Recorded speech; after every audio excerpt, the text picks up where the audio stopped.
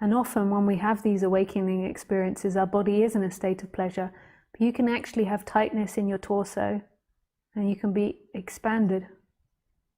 You can be infinite. So what our mind is subtly doing is it's always rejecting negative feelings and negative karmas. And it's the opposite of what, it's not that should be done, but it's the opposite. Like, I can't think of a better word than saying should, but what the way to handle it is to totally embrace the negative and to totally accept that on the human level we have karma. And yes, we can expand from that karma and we can change that karma, but it's also deeply embedded in our genetic history and our DNA. And our body has to have karma in order to respond. But you can have this like huge infinite space with all of that response happening. And you've got to, like, I always think it's polite to work on your shit.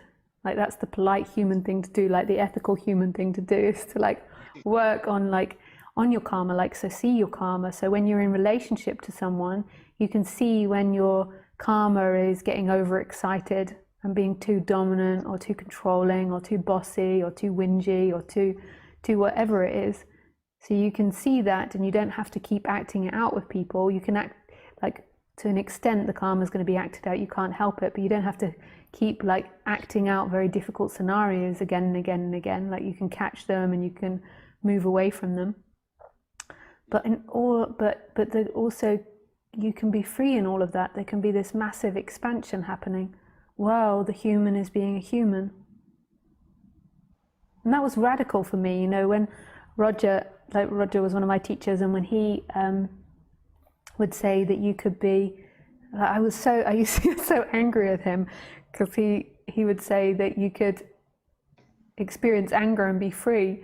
I'll be like, it would just make me so mad, like him saying that. And one day we were walking through the forest, and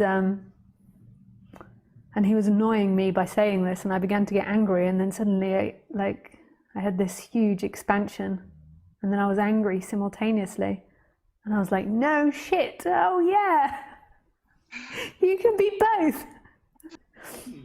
You can be both.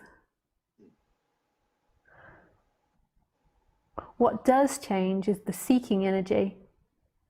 Though that's spiraling out of control, like that seeking energy.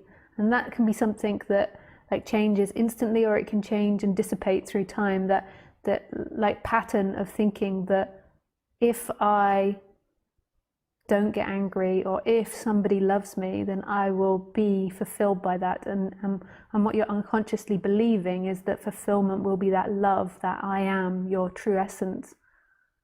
And then you never get there. So that's what dissipates and changes.